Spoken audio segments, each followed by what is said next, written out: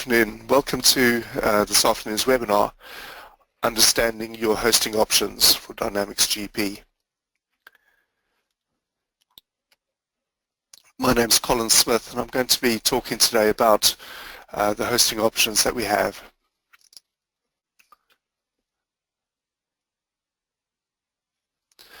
So Nolan Business Solutions was founded in 1988.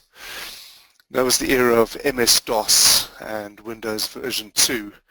And any of you old enough to remember that was actually that was a screen print of Windows 3.1, which was where we started as a company. As the world's evolved, as technology's changed, we as a company have had to adapt and embrace the changes to help our business grow. And I'm sure many of you have as well, and seen those changes come through, gone through the upgrades of your operating systems, of your hardware, and of your applications to help your business grow and also keep up with the changes that the new technology has provided.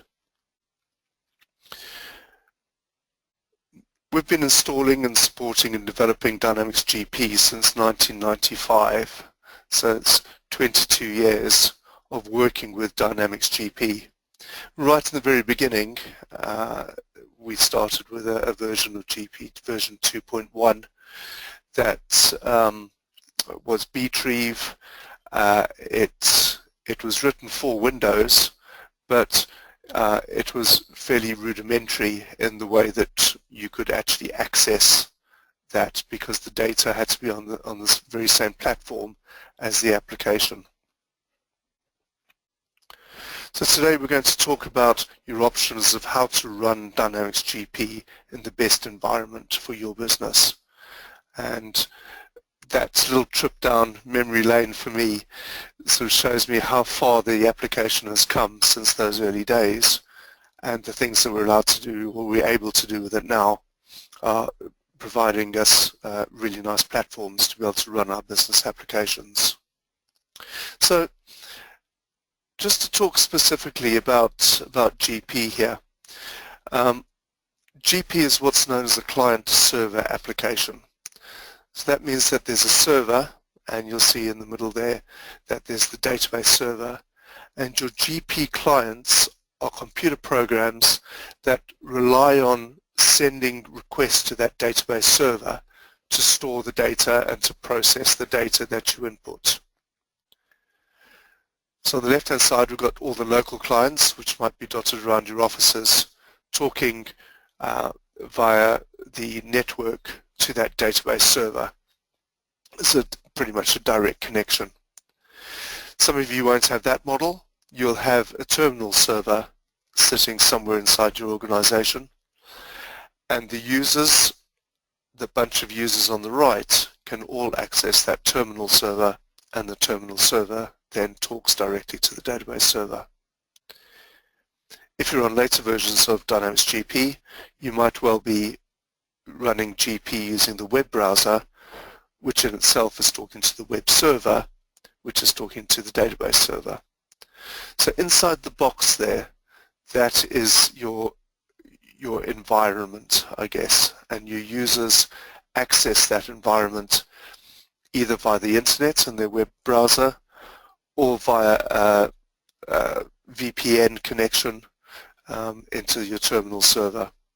What's important here, I guess, is that the web server, the terminal server, or your local clients are all connected in some way directly to your database server.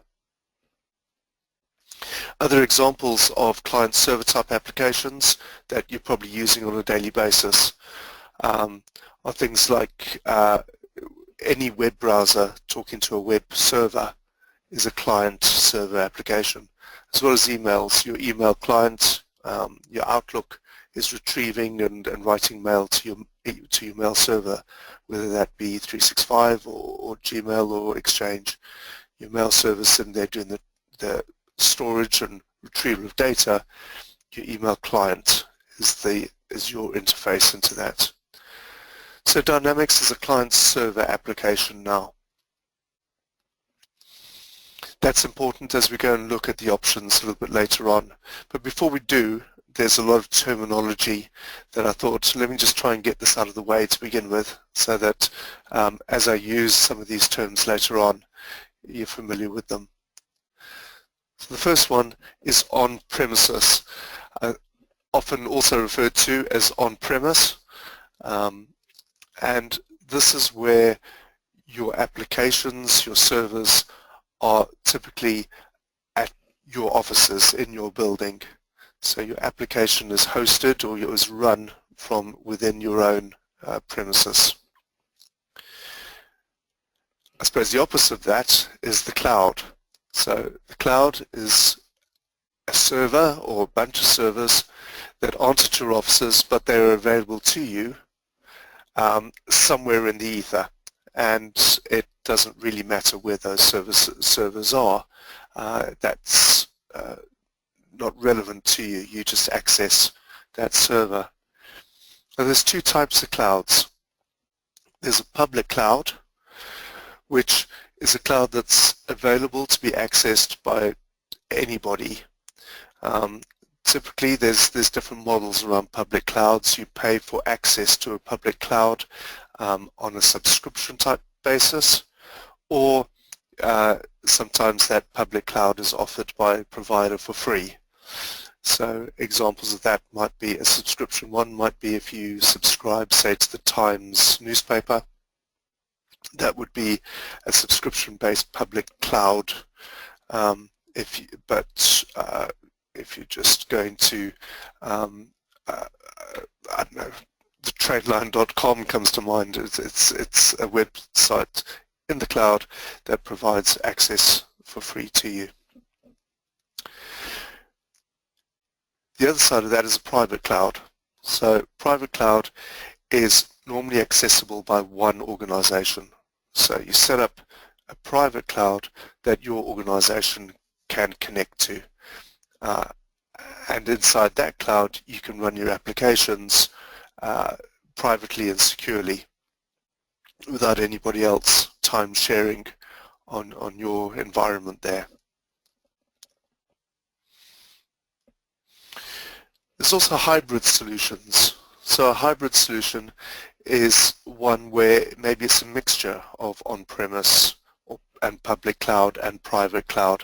And we'll talk about hybrid solutions and how that might be an effective way of being able to host your dynamics. Another term that quite often comes up is a hosted solution. So a hosted solution really is another name for a private cloud. A host or a hosting company provide you the cloud for you to run your applications on. So it's just another word for private cloud in most cases.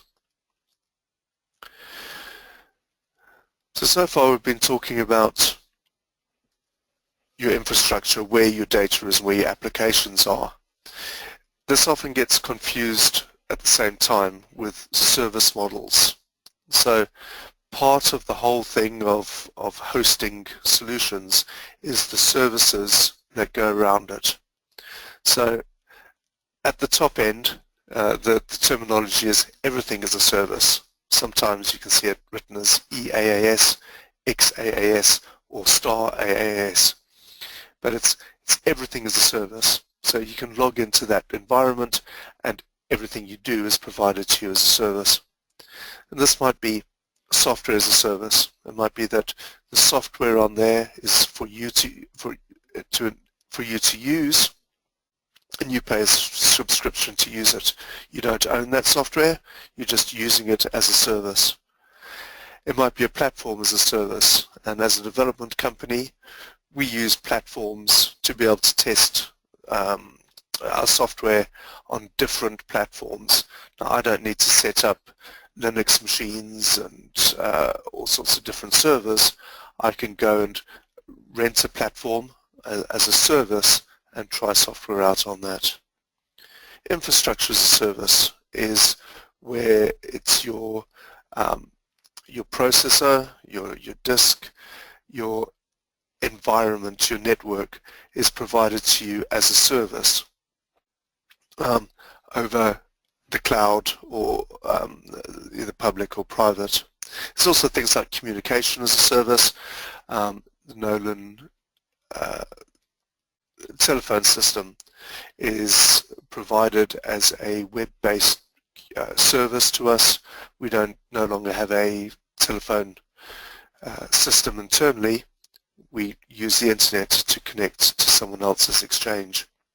And same as data as a service. If you use things like iCloud or Google Drive, you can store your data on those devices as a service. So the cloud or the environment enables service providers to provide you services, and the different ways that the different things that they provide as a service are many, hence the everything as a service acronym inside there. So now we've got the terminology out of the way. Let's go and drill down specifically around your environments and have a look at understanding your options. So the first option is what a lot of people that have used Dynamics for a long time have, and this is the on-premises software. It's installed and runs on computers in your building, and rather than a remote facility. You can see in the diagram there, it's similar to before, you've got your database server, your local clients accessing it, or perhaps your users are coming in via a terminal server. Terminal server is a very powerful tool in this on-premise software, in that you only have one client in effect sitting on the terminal server. It's easy to maintain, and if a user is accessing the terminal server via the internet and something goes down, the terminal server keeps that session running. So it's not like the user has suddenly lost connection to the database server and a transaction is halfway through posting, causing it to be corrupt. The connection within your office between the database server and the terminal server remains until the user reconnects or perhaps is timed out. So it's a very common model, is that on-premises option. Still a very valid model. And later on we'll go and talk about pros and cons of the different models. So we moved away from only having on-premise solutions. And why did that happen? Well, I took a look around, and basically it started with websites. So back in the early 90s, late 90s, early 2000s, we all needed a way of showing off our websites. The early websites were built on our own expensive servers in-house, but we needed a way of being able to put those out onto big servers that catered for thousands of customers accessing it. Those servers had to be up 99.99% of the time, and we wanted people to be able to access those websites from anywhere on any device. So companies emerged called hosting providers that offered those big servers for us to be able to host our websites on. And the economies of scale, number of websites on those servers, meant that they could provide the power, the uptime, security and flexibility that was needed to run the websites. It didn't take long then for the services for the hosting providers to also encompass things like your telephone systems, your email, your ERP systems, your CRM systems, banking systems. All those went out onto hosted solutions. And things like internet banking, Salesforce type applications to be able to see customers on the road all started becoming part of daily life.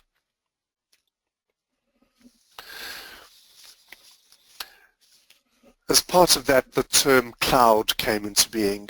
So if we just look at the diagram that I've got there on the screen, the cloud is an area I guess, that can be accessed from your phone, from your laptop, from other servers, from your desktops, from tablets, basically any device, anywhere accessing the cloud. And the cloud itself can host applications. So we've got monitoring there, newspapers, communication tools. So if you use FaceTime or something like that, it's going through the iCloud. Finance applications like your internet banking, like we've spoken of before.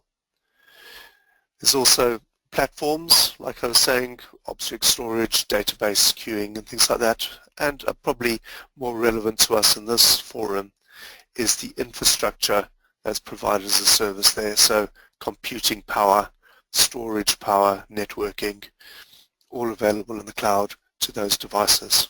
So that's what the cloud is. It's a collection of, it's an environment, I suppose, to be able to run applications, host platforms and infrastructure that's available from all sorts of devices from anywhere.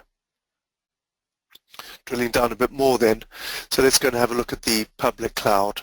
So I've got the acronym there, everything's the service. So typically a public cloud is where the service provider is making those resources, the applications, the storage available to the general public over the internet. As I mentioned before, the services on there can be offered free or as a pay-per-usage model.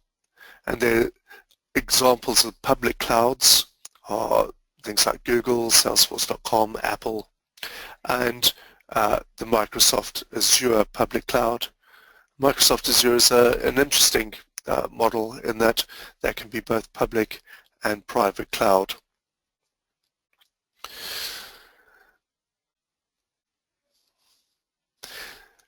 At the moment, I don't know of the ability in the UK for running Dynamics GP on a public cloud environment.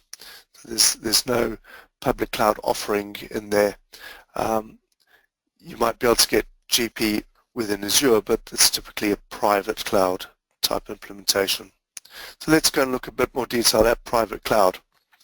So within private cloud, it has similar advantages to the public cloud in that you've got big servers, it's got scalability, self-service through architecture running at someone's data center, but that infrastructure is partitioned, or you've got a virtual server which is specifically set up for your organization.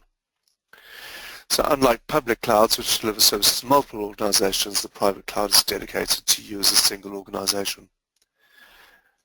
I've taken the diagram from earlier and I've moved out the local clients and shown there that you've still got your database server, you can have a web server, you can have a terminal server hosted within your private cloud, and your users can connect to it via the web browser or via the network or the VPN. But that what's in that box there is hosted by somebody else in a private cloud environment. So what would be the advantages of a private cloud? Well, there's low barriers to entry. It's easy to set up a private cloud. And there's a number of service providers out there. They're very happy to just provision a private cloud. Typically, the infrastructure means that it's a virtual machine, so it's not that there's no physical tin involved. It's a case of firing up a new machine, telling that machine, a new virtual machine, sorry, telling that machine how much memory it can use of the host, how much disk storage it's got. The private cloud means that there's massive scalability.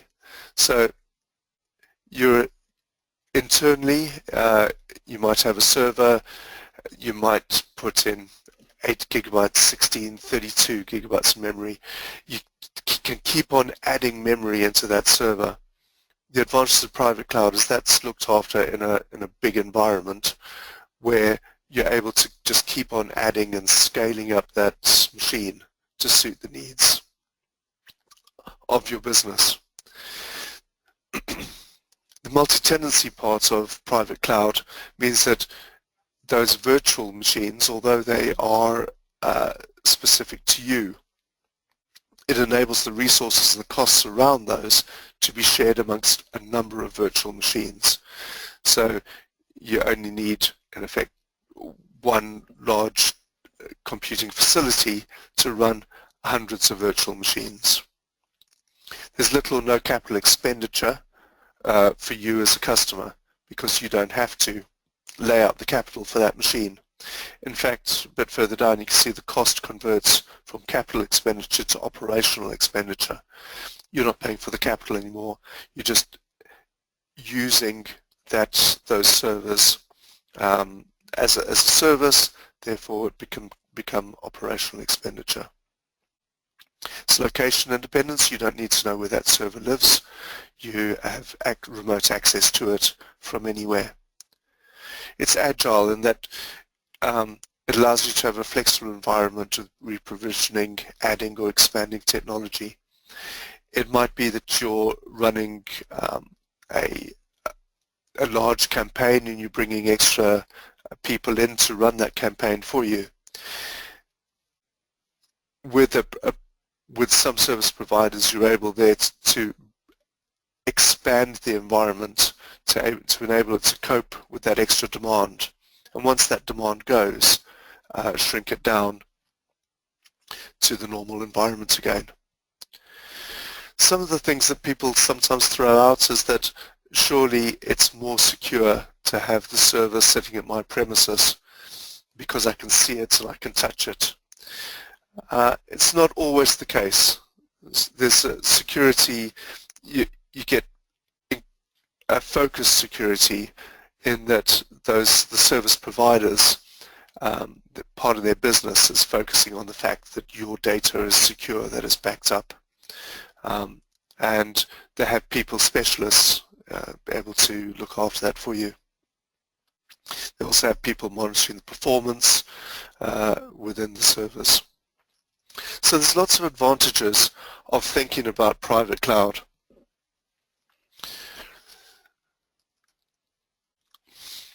But perhaps it's not only private cloud that we're thinking about here, because there are some applications that you're going to want to run internally. And in the diagram here, maybe your on-premise solution is your payroll. Maybe you don't want to put that into the cloud. Maybe it's sensitive data to do with your business you don't want to put in the cloud. You can keep that on-premise, and a hybrid cloud allows you to keep data on-premise interacting with applications in the private cloud. So you could run your payroll on-premise, and then if you want to load the journal up into GP could be living in the private cloud. And then also within the hybrid model, you could bring in a public cloud. So with Microsoft Dynamics GP, they provided links to Power BI. Power BI is an application that lives in Microsoft's public cloud. So your financials that you run inside Microsoft Dynamics GP, you can define what goes up into the Power BI cloud, which is then available for people within your organizations to access whenever they want on their phones, on their tablets, without having to access your private cloud or come into your office to access it off your network. So really the hybrid cloud gives you the advantages that you might get from private cloud environment. It also provides you with the security or the infrastructure you need for certain applications that you want to keep on premise.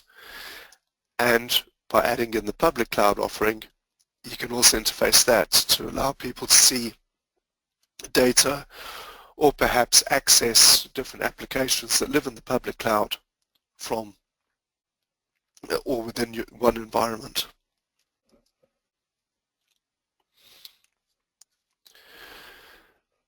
So whilst the answer is not clear-cut, we've shown you that there is a case to be made for on-premise solutions. There's a case to be made for private cloud. There's a case to be made for hybrid solutions. One thing that is universal, though, is knowing who your provider is, trusting your provider, making the right choices within providers. Just some of the things that I thought were important when you're looking at providers. Not only must they have the capability to deliver the environment and the service that your business requires, that's a given, they must have that capability, but look at the support for when things do go wrong, if things do go wrong. What's their support offering like? Are they able to respond quick enough? If you've got your Dynamics GP sitting on a private cloud and you haven't got access to it, your service provider should be providing you excellent support to get things going again. Does your service provider also understand your business, not just your computing needs? In some places we've found the provider is there, they know everything about the environment, but when it comes to knowing what your business needs are, that person on the end of the phone or the person you're speaking to doesn't have any input into that. So if you're trying to interface into other systems or talk to them about the way your business works and other options that you might be needing, they don't understand your business. This could be a problem. And it's a joint venture, a lot of this. So your service provider should have the ability to work with you, work with your staff, work with your other service providers to provide a joined up environment for your business to grow in. At Nolan Business Solutions, we quite often use a company called Kinetic Solutions to provide the service provider part of the requirements that our customers have. So the guys at Kinetic were the internal IT staff providing the infrastructure for some very large Dynamics GP resellers in the past. Their customer base has a lot of large GP customers in, and as a result the guys at Kinetic know GP, they know how to deploy it, they know when things go wrong, how to sort it out very quickly, know what not to change without first consulting the GP partner.